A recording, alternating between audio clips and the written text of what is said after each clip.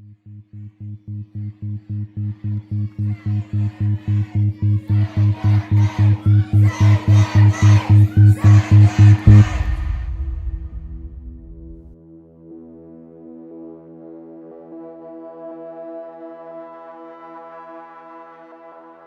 growing consciousness of the white supremacist agenda and its adverse effects on the perceived value of Black lives is reshaping society as we know it. But the fear of many Blacks around the world is whether or not this movement will last.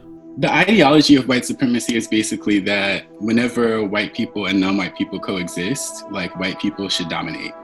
And then also the idea that white people have a superior culture and also are superior genetically. Don't want people to have the understanding that something about the way that things have been playing out is broken or a mistake or accidental. It's actually very, very intentional. And you can see it in terms of local, state, and the federal government has been crafting this sort of racialized oppression, again, for hundreds of years. So we don't want to talk about broken systems. We want to talk about oppressive systems that are intentionally oppressing people and are functioning according to the oppressive, violent mandate that they have in order to allow the white ruling class to maintain power, continue to hoard resources, that type of thing.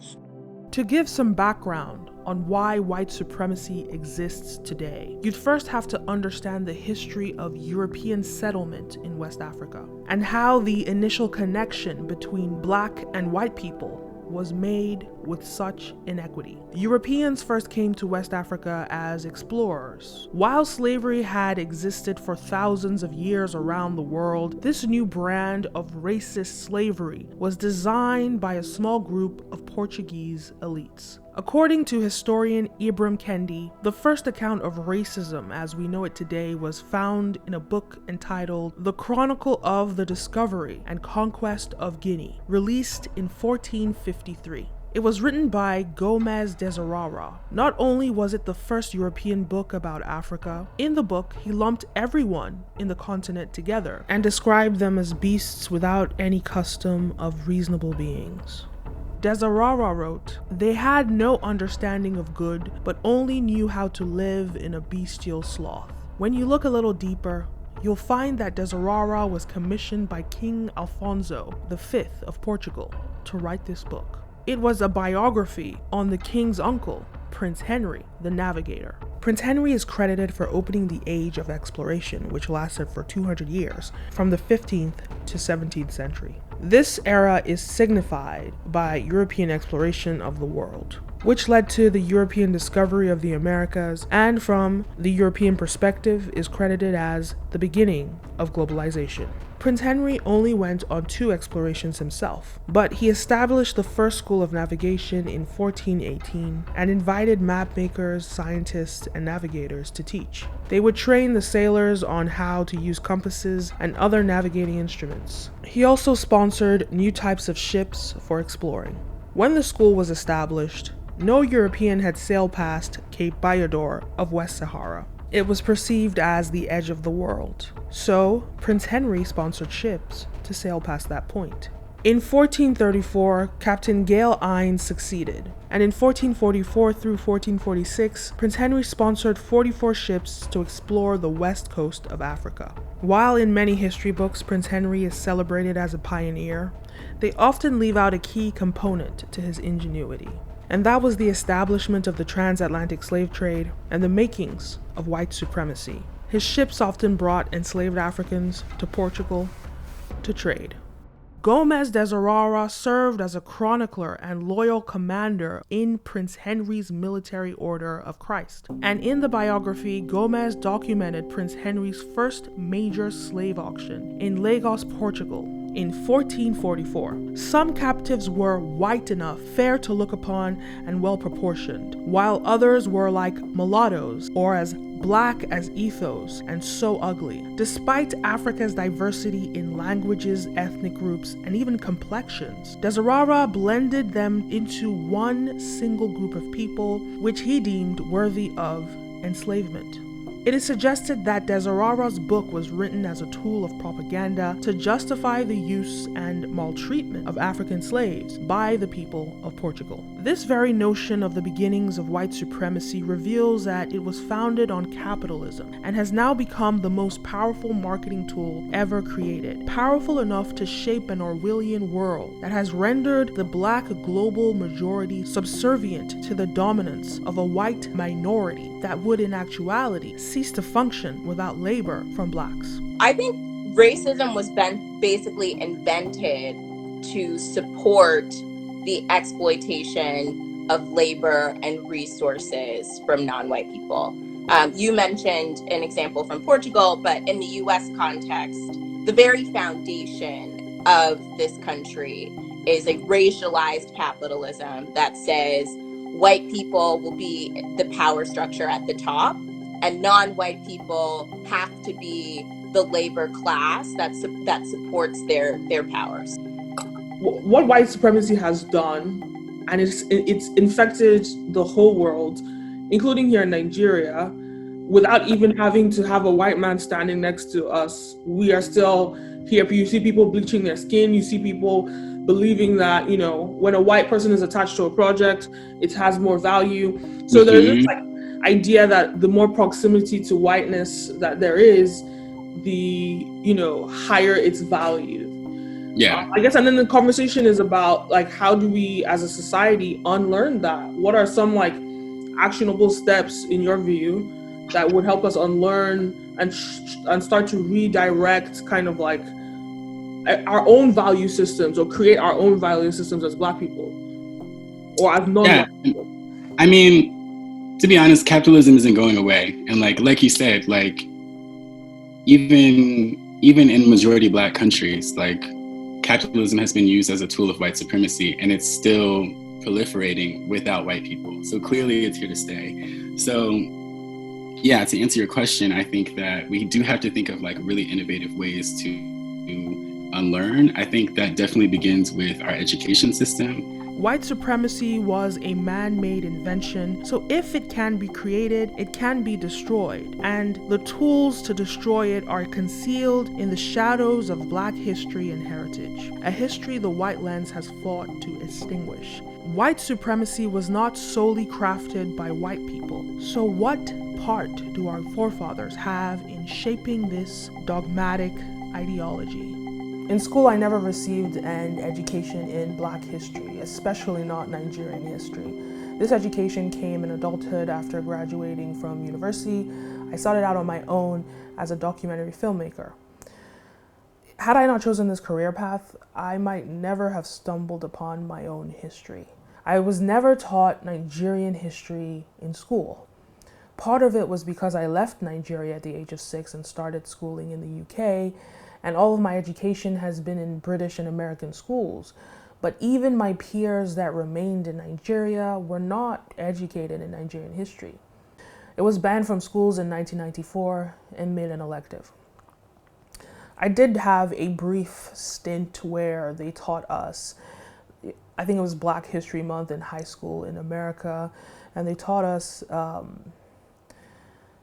about the Jim Crow laws. And a friend of mine, and this was just before we got to that chapter, and a friend of mine who was white, she asked me something about the Jim Crow laws, and I was like, what is that?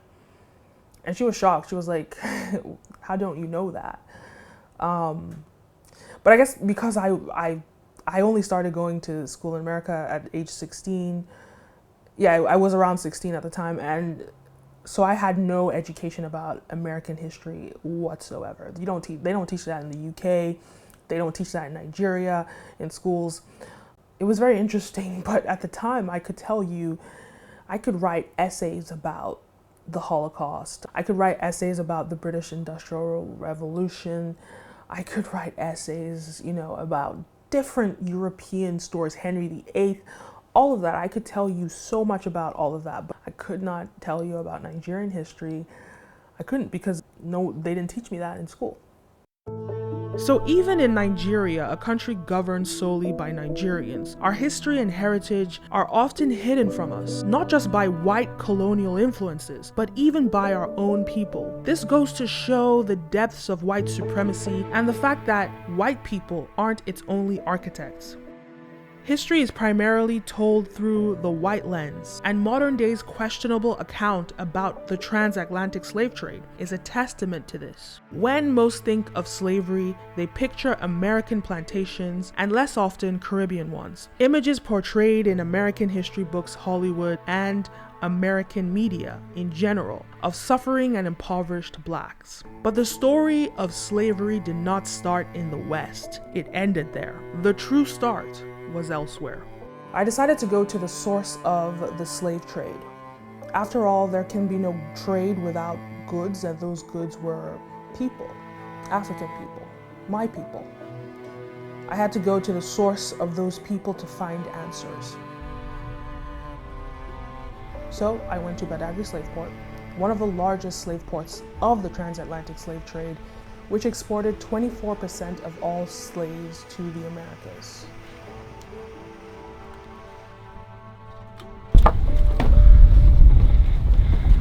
Hi. Yeah, good afternoon. Hi. I'm Tim Tokomobi. I meet with Temtope Mobi, the curator of the museum, and the great-great-grandson of Chief Sumba Mobi, a revolutionary who fought to end the slave trade in Badagry. Here in Africa, even before the arrival of the white people in the 14th century, slavery has been on. But our people were not being maltreated the way the white people maltreated our people. Before they started meeting our people to sell slaves to them, they have been coming to capture slaves. They have been coming, stay around for like 50 years, capture people, and they set fire on the roof of the building, and people rush out in the night, they capture them and sold them out. By the time they now decided that these people are trying to fight them, they now came and negotiate with them.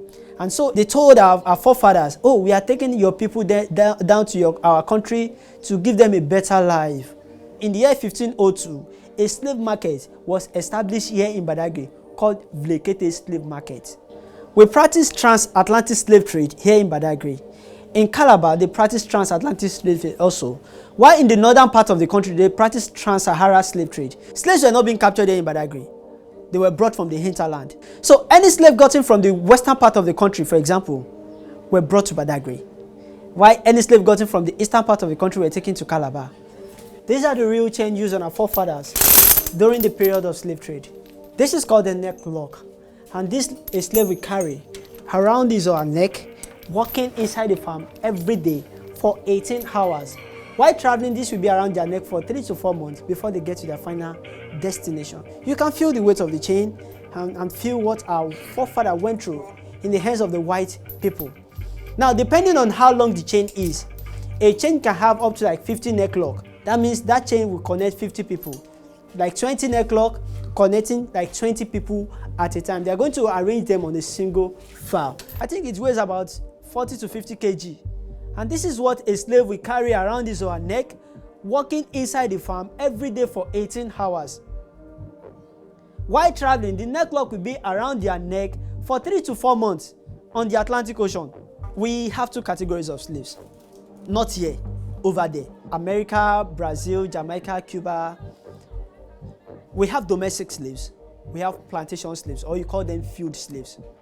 Domestic slaves work in the house. The domestic slaves will be at home with the children. For the domestic slave, the male domestic slave, not to have sexual intercourse with the children or wife of the white people, what's the reason why they usually castrate them?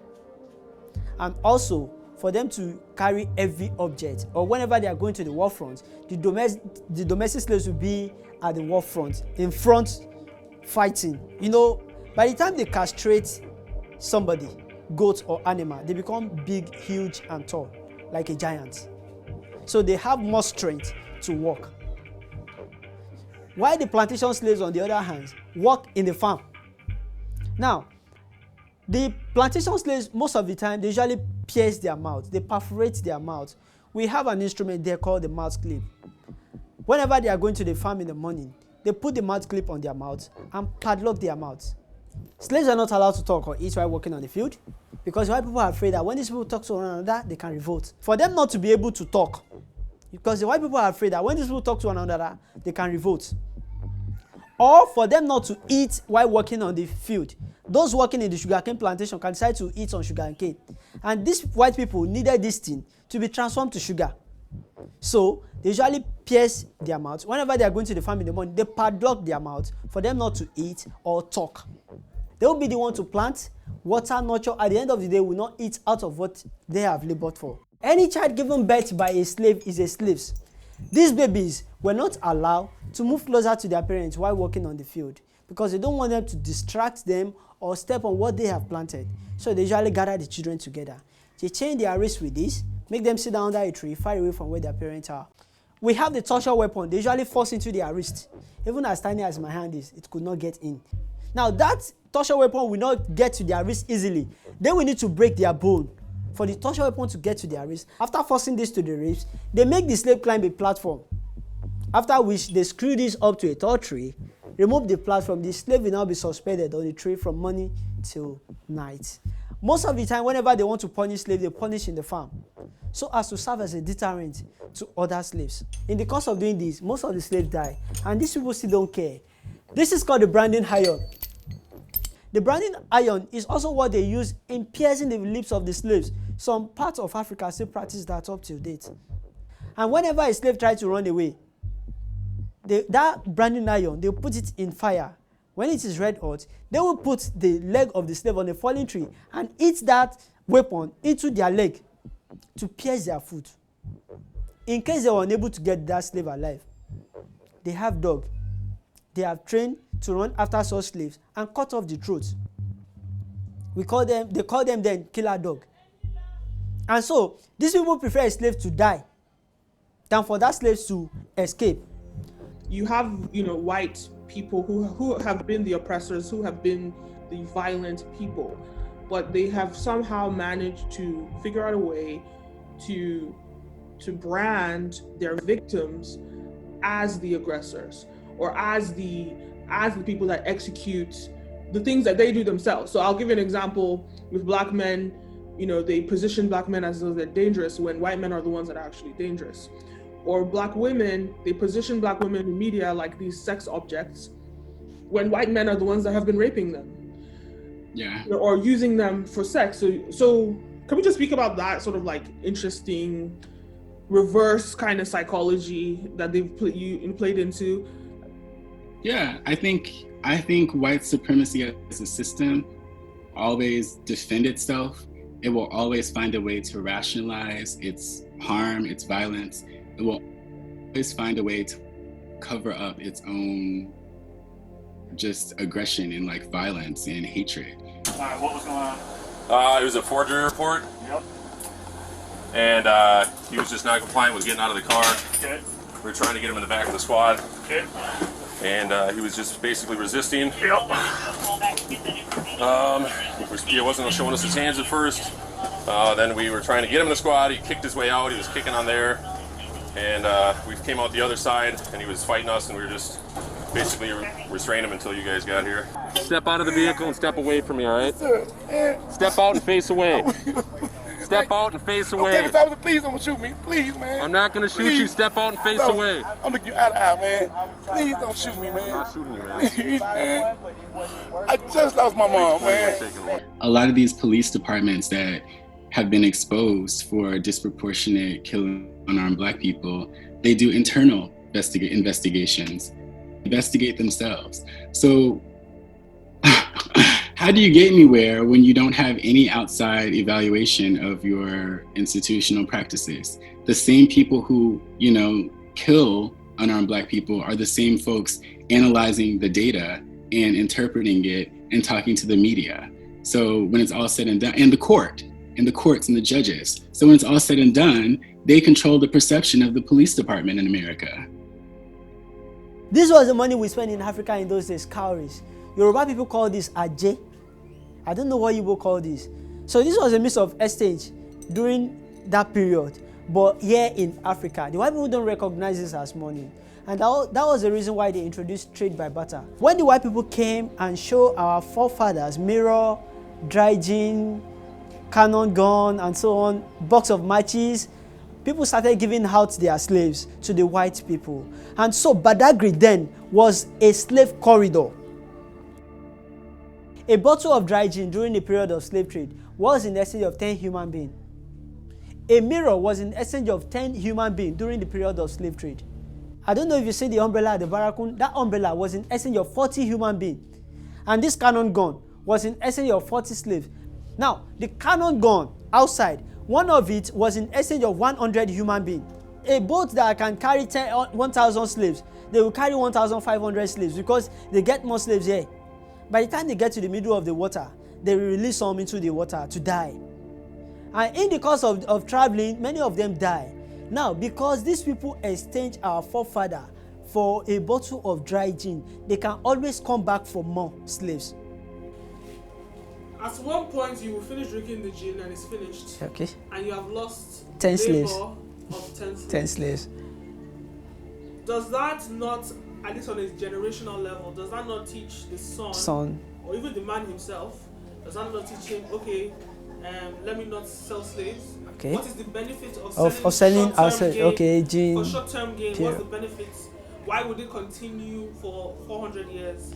They started telling our people, we can give you this to fight that community. So they started giving out cannon gun. That why don't you go in the night, attack the community with this cannon gun? By the time you kill the strong people in the community, every other person in that community becomes your slaves.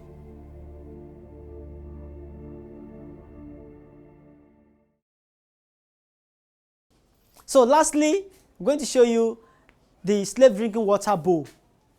50 slaves are meant to drink water from that bowl at a time. And they will need to drink with their hand being tied to the back. They bend down to lip water like dog. If you look at the edge of the pot, it's very rough and sharp. So in the course of drinking, they get caught by the edge of the pot and their blood drips into the water. They will still need to drink the blood water like that because they have access to food and water once in a day. You are welcome to Badagry.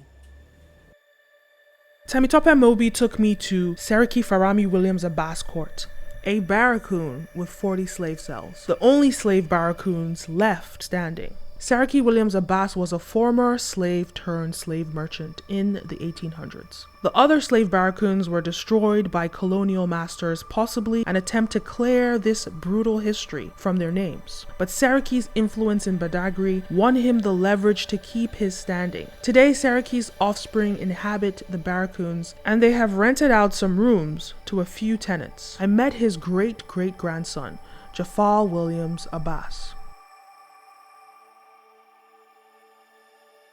His own birth name was Ifare Milekun. The man was captured as a slave in a town called Jogarile in Ogun State. And then once the slave is being captured, they are no longer to be bearing their own name, while they were bearing their master's name. So the first person that bought him is Abbas. Abbas came from Idaume. Idaume today is in Benin Republic. He took him down there, he used him as a domestic slave. And later on, Abbas sold him to a white man called Williams. It was the Williams that took the man down to Brazil. In Brazil, Williams gave him an education, and over an undocumented amount of years, Ifar Malekum won his freedom, under one condition. He was to work for Williams as a slave merchant. Williams then built him a kingdom, where we stand today.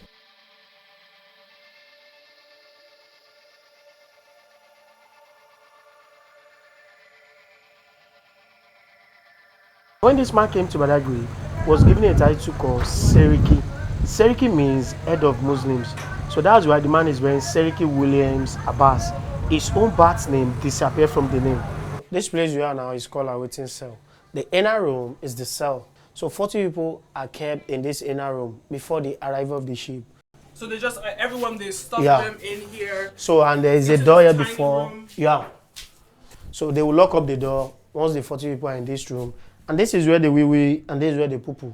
You can imagine. These are all like women. They will put all the women in here. The women are separated from the men. So. And they pushed all for how many people? I don't know. Can 40 people fit in here? Yeah, 40 people are kept in this inner room, and all the chefs here then they are not here then. So this room, wow, yeah. And this is a tiny. And there is only ventilation they have in the room. That's why most of the slaves die, because of the heat and the odor. So who treated them like this? Was it Nigerians or was it the Westerners? The Westerners and the Nigerians. Seriki was like a king. He was a liaison between Williams and the Nigerian merchants. All goods passed through him, which won him power and prestige amongst his kin. And with his commission, naturally, he became a wealthy man. All these years he was making money, at least he was getting commission from these slaves, right? So was he a wealthy man, and how much of that wealth did he pass on to his children and so forth, down to your generation? He's a wealthy man because the man has a lot of property. Talking in this Badagry, including the Lagos Island and the Ogun State, the three places I'm talking about, he has a lot of properties. So you guys have inherited that Yes. property. How many of you are there now? Unlike now, Seriki has 128 wives and also have 144 children. You can see it's a big family. So that's just him. That's just him. So you guys might be a million people now. No, maybe not a million. Yeah, we are close to that because it's a big family. Men are sort of socialized to like just hustle for external validation. You know, the title of the job, the salary, the size of your house, the brand of your car, what polo shirt you're wearing, what shoes you're wearing, Jordan, like, you know, all these material things. I feel like so many Black men get wrapped up in that selfishly, because it really goes back to this inferiority complex of like, I feel like I'm not enough, but if I get this and this and this and this and this and this and this, maybe I'll convince myself I'm enough, and maybe white people will be convinced that I'm enough. But as we know, like that, you can't convince a white person who is, you know, convinced Black people are inferior, that you're human just because you have on Jordans or just because you have on a diamond chain. Toxic masculinity is just this idea that the way that patriarchy socializes men is to almost be like a soldier versus like a human being. You know, you're not allowed to really feel any emotions besides anger, or, you know, to express any type of affection for anybody besides like lust for women, or, you know, objectifying women. But a lot of men in the mental health field, for example, men have the highest rates of suicide and are more likely to kill themselves. There's a court where Seriki passes judgment on the community, and that's the chamber over there where he relaxes himself after the court processing. So what kind of meetings are taking place in here? Like maybe anybody that have issue within the community, they will bring the matters before him, and he will settle everything for them. When he was the one that was enslaving people, why were they still looking to him? Because he's like a king. I told you he's like a king in Baragri then. I couldn't wrap my head around Seriki's betrayal of his own people. After suffering at the hands of his master Williams, why wouldn't he make a change when he was given the opportunity to finally come back home and given a position of power?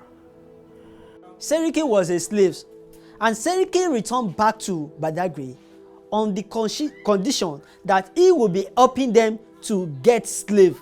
But he's back in his own homeland, or at least in his home continent. Accepted. He can change his mind when he gets here. Why does he have to follow? He will have signed the contract with them that I'm coming to Badagry to help you get more people. You know, most of the time the white people are always on the field looking for slaves. But okay, my real question is: are we here to just blame the white man for everything? What is our part? Because we're still robbing our brothers and sisters today in Nigeria. To some extent. I think to some extent, our forefather needs to be blamed. I think a lot of Black men don't realize that they struggle under white supremacy just as much because of the racial terrorism and the pressure to be white and assimilate. That's a pressure in and of itself, but also the pressure of like manning up.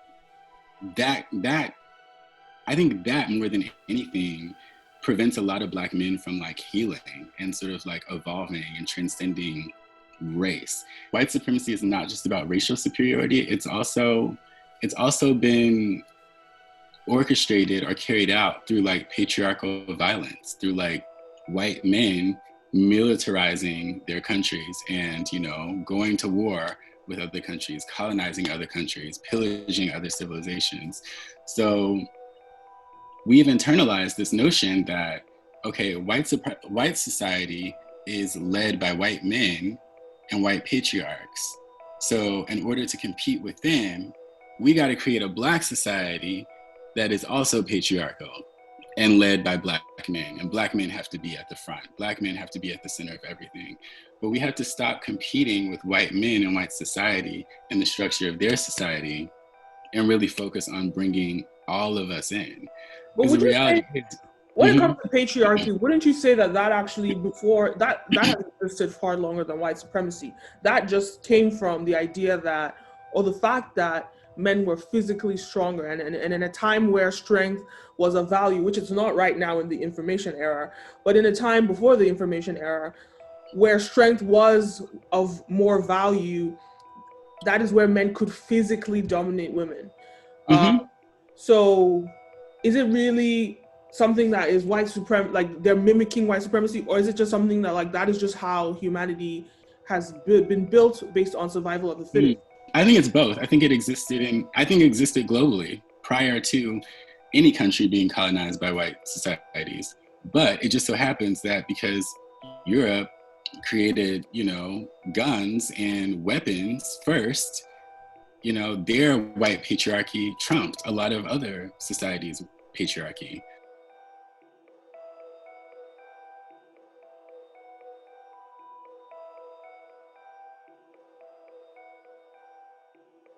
Are you proud of his legacy? Yes, of course, in some aspects.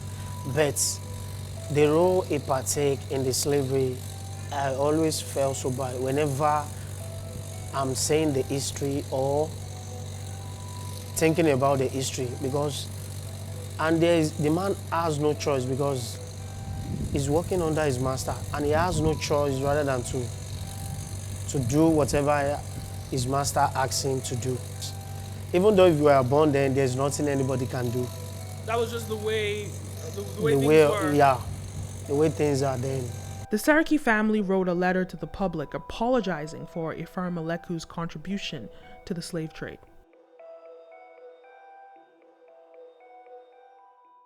My mother is from Abo Kingdom in Delta and my father is from Owa. They are adjacent neighborhoods now. Really, they're the same place and they share the same culture and language. But due to tribalism, they are divided by leadership. Tribalism is one of the most detrimental tools used to sever Black unity. It is very prominent in Nigeria today in our economy, our government structure, and so on. But it was also a tool that the colonizers used to manipulate us into selling ourselves. When it comes to the relationship between Africans and Blacks of the West, I think we need to understand each other's history and culture. I think that Africans, some being the descendants of slave traders, and Blacks in the West, some being the descendants of slaves, can learn a lot from one another. Our severed ties and lack of communication not only enables the perpetuation of white supremacy, but it traps us in an ignorant state of self-hate and what I like to call transatlantic tribalistic conflict. Slaves don't bear name during the period of slave trade. They bear the name of their master. I'm so sorry. Here in Nigeria, Lagos precisely, we have some Yoruba's family with English name, like Smith, Cole, Coca, Darosha, Da Silva, and so on and so forth. Now, a Yoruba person, your name will tell somebody where you come from. If you call yourself Ade something, they know you are from a royal family. There are some names you call yourself, they will tell you your state. But when you tell somebody you are Williams, where do they know you come from? How will a Yoruba man be Williams? Whenever these people come to Africa to buy slaves, the slave will do away with his name. So by the time they come to Badagry to buy slaves, for them to be able to identify their slave, they will need to write their name on the body of the slaves. And they do that, they use this instrument to do that. They put this in fire. When this is red hot, they will now use this to write their name on the body of the slaves. And this is what we have adopted as fashion today. We call it tattoo. In Nigeria, names are important. Personally, I believe people become their names. My name is Kenim O. It was given to me by my grandfather and his ancestors, which can be traced back thousands of years. Oba means king, Obaibena means a king does not fight. My first name, Kenim, means my God has done well for me. So to sum it up, my name means God has done well for me, I am royalty, so I do not fight. My name gives me strength. When you call me, you call out my destiny and I answer to it. When you are grounded in your identity and your heritage, no one can ever take that away from you. And what we Africans need to understand is that this type of grounding was stripped away from descendants of slaves because of the actions of our forefathers.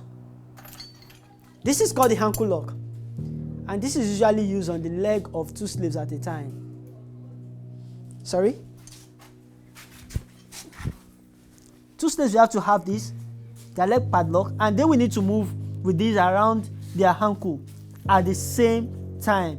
Now with this, it's not going to be possible for the slave to run away. When the ships arrived, the slaves were made to cross the lagoon on a canoe, which they rowed themselves, while wearing many kilos of chains on their necks, ankles, wrists, and waist. They were all linked. If even one of them fell out of the canoe into the lagoon, they would all sink to the bottom. Every slave had to be on a single file, facing the same direction.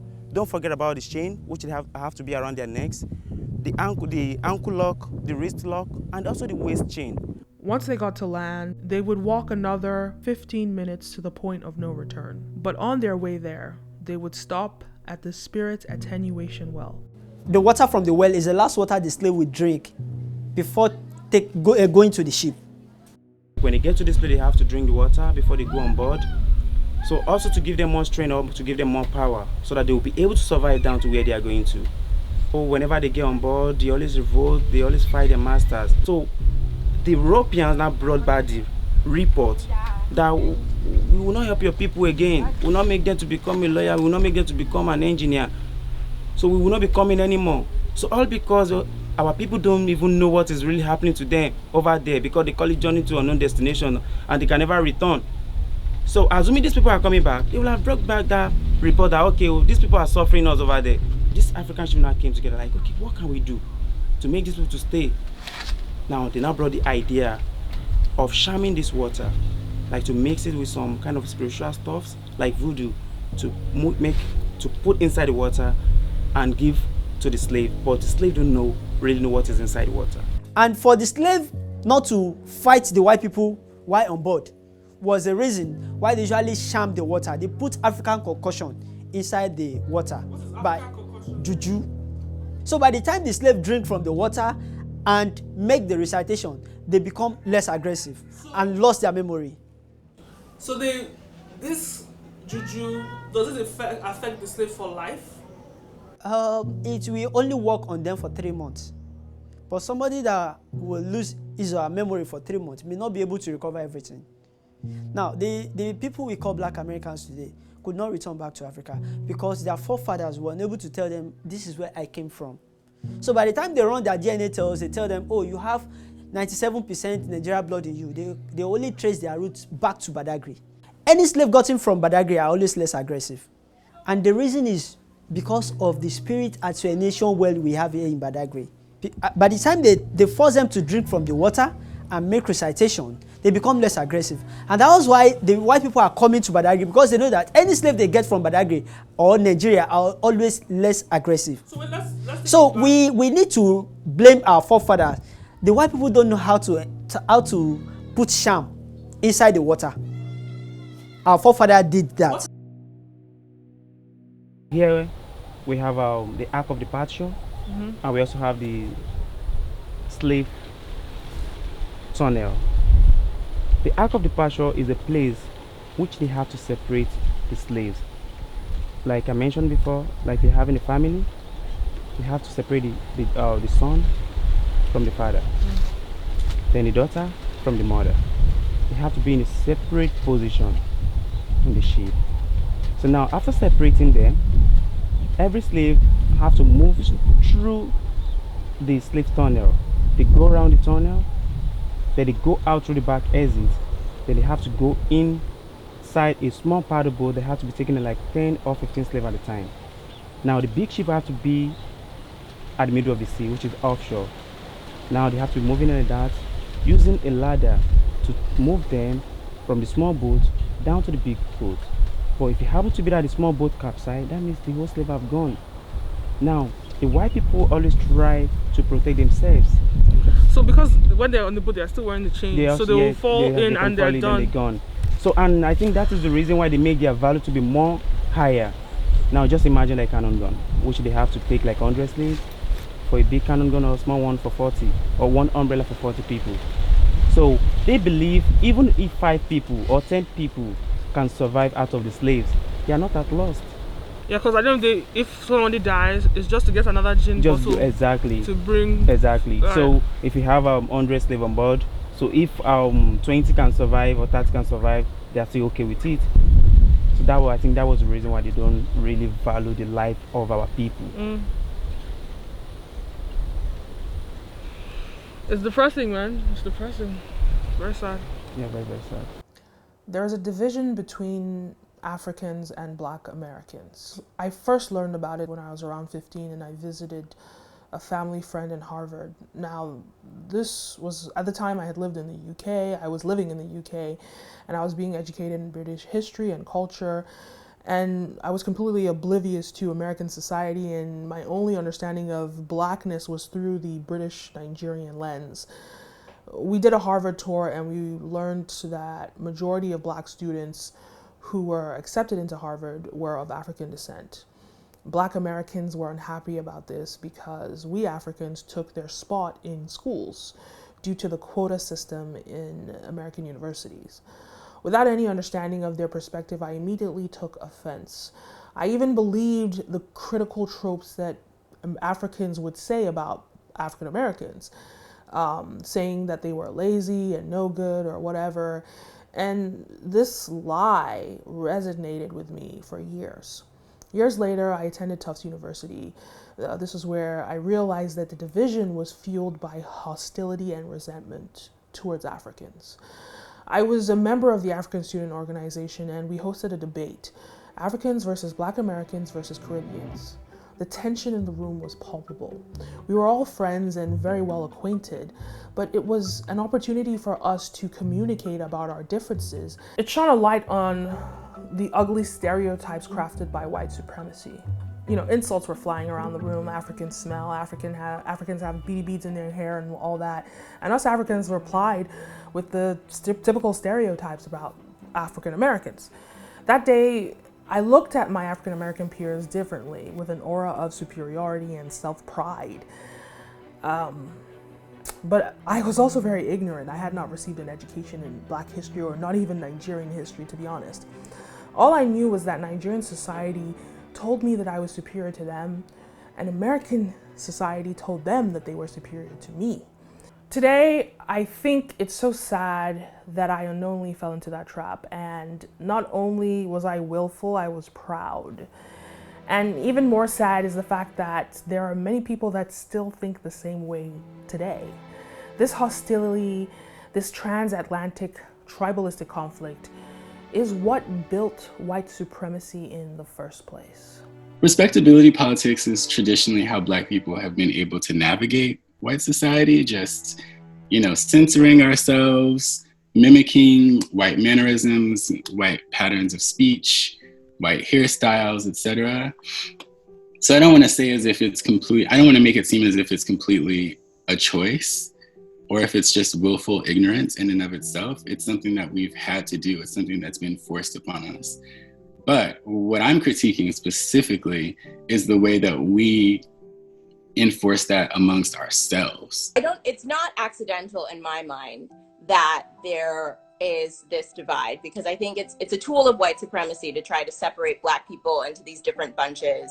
I mean, white people basically took the continent of Africa and drew some arbitrary lines and borders that had nothing to do with people, language, culture, anything. They've been doing this for a really long time. In the Black American context during slavery, you know, the separation was between the dark field Negroes who were out doing the work and the light-skinned house Negroes inside and trying to drive home that separation. So it's a tool of white supremacy to create these divides and to reinforce them. And I think one way that's really happened has been through the media. So the images that you get in America about Africa are, again, of just, you know, the kids with the loincloth and the huts and everything like that. To make people think about Africa as a place that you don't want to be associated with, that you don't want to visit, that you don't have any ties to. There have been other groups throughout history that have been, you know, they have endured atrocities in the name of white supremacy. So like, I'm thinking about the Holocaust, Native American genocide. However, white supremacy is literally built on anti-Blackness. So personally, in my opinion, I don't think any other group has sort of internalized the dehumanization of white supremacy more than Black people. And I think that manifests most evidently to me in the way that we sometimes like treat each other, and the way that we sometimes devalue each other in the same way that broader white society has taught us to. It's important to shine a light on white supremacy, dissecting it so we can learn how to combat it. In that process, the revelations tell some painful truths. White people aren't its only architects. Tribalism has played a key role in the devaluing of Black lives, and tribalism is the direct result of Africa's ethnic, linguistic, and cultural diversity. This diversity has been described as the first point in the Five Gates theory, a theory coined by a researcher at Home Team History. Gates open and close, and these 5 gates opened, which led to the downfall of the rich continent of Africa. According to the theory, the African continent met its demise because of 5 reasons: African diversity, desertification, globally desired natural resources, human error, and religion. But we are going to focus on how African diversity contributed to white supremacy. Africa has nearly all the resources humans need to thrive and survive, and historically, African wealth was unmatched. This is exemplified in Africa's ability to build great civilizations in the ancient world, which led to affluent empires like ancient Egypt, the Mandinka, and so on. The wealth of Mali King Mansa Musa, the richest person to ever walk the planet, is another example. Africa became distinguished in the world because of its legendary wealth, which led the Arabs to say, against the camel's minge, use tar, and against poverty, take a trip to the Sudan. These vast natural resources made the continent a #1 target. Arab and European writers spoke frequently about the wealth of Africa, which contributed to their desire to plunder it. But it wasn't only natural resources from Africa's soil that they sought. We exported our human capital. Okay. And this is probably one of the reasons why we didn't develop our own country. Do you agree with that? I agree with that, because if you look at Nigeria of today, our people were still being taken there. Most time they come here, promise us white collar job, especially the ladies, and they take them there and use them as prostitute. And you know, because of the situation of the country presently, many of us believe that getting there you are going to be more successful, and I don't see it to be true. It's a big lie. By the time our people get there, they make them wash a dead body, sweep the streets, and do all those dirty jobs. The same thing happened during the period of slave trade. They take our people there. You know, then there was something like all these big farm mechanisms. So, and they believe we are strong. So they usually take our people down there to work for them in the farm. The same thing happened today. What the white people cannot do now, they take our people down there to work. And that's why you see many people rushing, oh, I want to travel to America, I want to travel to this. At the end of the day, to my own point of view, I think the white people, they don't want Nigeria to develop because of their selfish interests. Africa's ruling class played a pivotal role in the continent's demise, and this historic system is still present today, especially in Nigeria. They were saying it in Lagos State House of Assembly that they want to demolish all the tourism sites in Badagry. That they want to remove colonization from the story of Lagos State. Now, if we remove colonization from the story of Lagos State, what will our children, what will they hear about the wickedness the white people has done to our forefathers? By the time they demolish the first story building, pack all the chains away, what will the next generation see and say about these white people? As at the time Chief Sumu Mobi died, they have not given birth to my father. But my father see the chain and passed the story to me. I will as well pass to my children. But by the time they take this thing away, what are we going to have here in Badagry? That means they want to kill Badagry generally. Badagry today has been neglected despite the effort of our forefather. If you are coming to Badagry by road, from Lagos to this place, from let me say from the airport to this place now, you spend like 4 or 5 hours, where you are supposed to spend like 30 minutes. The road that leads to Badagry is nothing to write home about. So people that want to come to Badagry today will either come by water or by air, and that is expensive. So most people come by water. Now, Badagry, we believe we have the first primary school in Nigeria. But there is nothing like industry. The only industry we have in Badagry today is the Okada people. That's those bike men carrying people from one place to the other. We don't have any industry. We don't have any institution. We have nothing to show apart from the tourism sector. That's the whole industry. How many people are into tourism? In Nigeria? Are people aware that slave trade really took part in Badagry? Nigeria accounted for 24% of the total numbers of slaves that were taken out of Africa. Ghana only have 14%. But when you go out there, you hear more about Ghana. To Ghana, yes, I went to that castle. Okay, Amina Castle, yes. Fortress. Yes. Still standing today. We would have had a castle. Where is ours? We don't have. But we had it back then. We have it back then. In fact, we have a tunnel at the point of no return. But it has collapsed. The government is not taking care of it. If not that, the Anglican church are taking care of the first story building, it will not be there as we talk now. If not that the Seriki family are maintaining the Barakun, it will have been demolished. So why is there, can you just speak about the maintenance issue? The government of Nigeria are not seeing tourism as a good industry that can fetch the country money.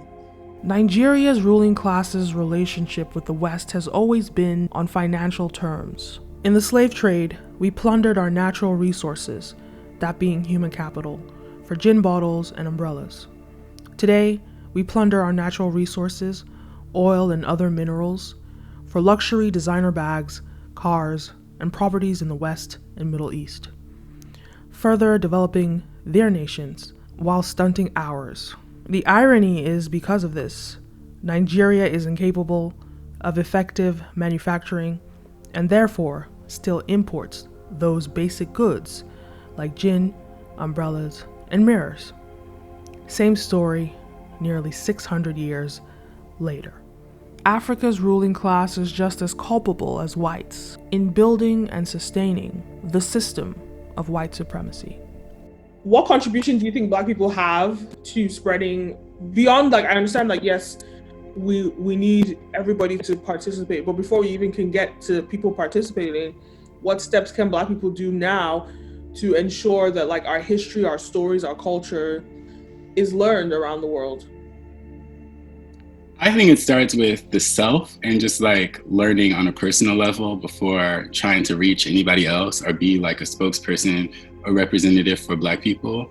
And so that looks like rethinking the way that we parent, rethinking the way we approach our careers, the way we approach giving back to our communities, the way we approach mental health, the way we approach, including everyone when we say Black Lives Matter, including the experiences of Black queer people, Black trans people, Black people with disabilities, Black incarcerated people, literally meaning everybody.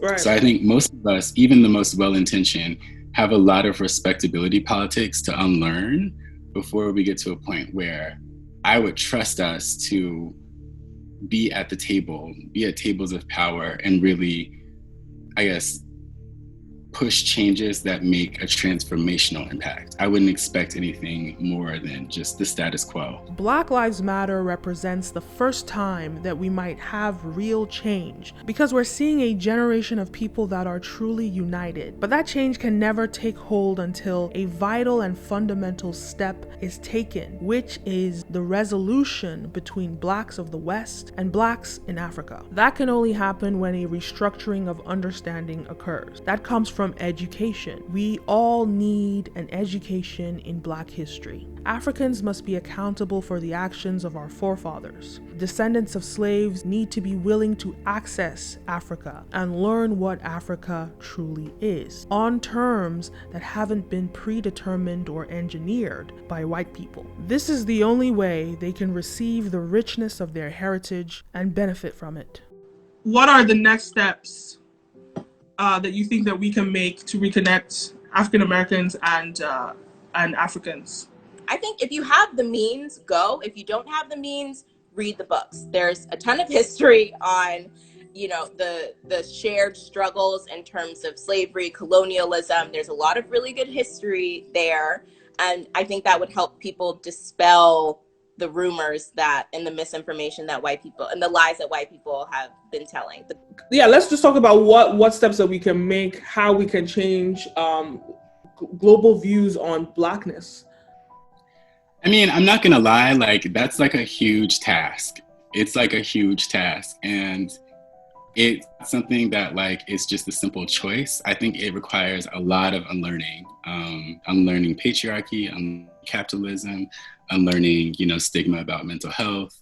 So it looks a lot of different ways, but I think at the crux of the issue is really forcing ourselves to have uncomfortable conversations and not sweeping things under the rug for the sake of appearing respectable to white society. And I think that is one of the most damaging byproduct of white supremacy, is that it's taught us to sort of shrink ourselves, to censor ourselves, not only in how we present ourselves to white people, but also what we acknowledge amongst ourselves and what we stigmatize amongst ourselves. How can we set our own standards and build our own standards as Black people? We have to strike a balance between navigating the white world and affirming ourselves. And I feel like a lot of people get sidetracked or lost in that journey. So we have to on our way to the table, to getting a seat at the table, we can play the game, sure, but we also can't forget to lift as we climb, to reach back and help people and affirm the rest of the people who are from where we're from.